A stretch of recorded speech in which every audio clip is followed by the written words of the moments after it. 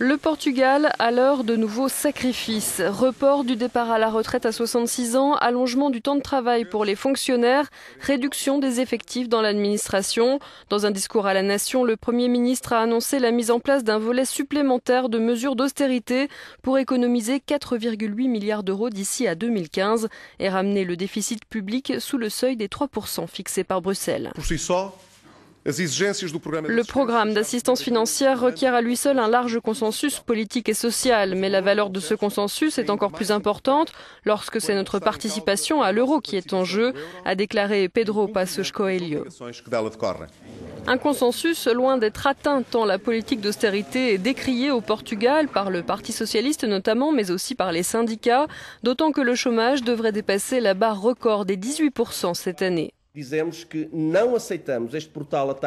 Nous n'acceptons pas cette attaque brutale contre les serviteurs de l'État, contre les retraités et contre les travailleurs portugais.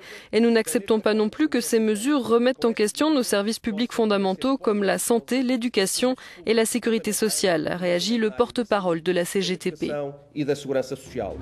Ces mesures très impopulaires sont pourtant essentielles d'après le gouvernement pour que le Portugal puisse recevoir une nouvelle tranche d'aide de 2 milliards d'euros dans le cadre du plan de sauvetage de 78 milliards d'euros accordé par Bruxelles et le FMI.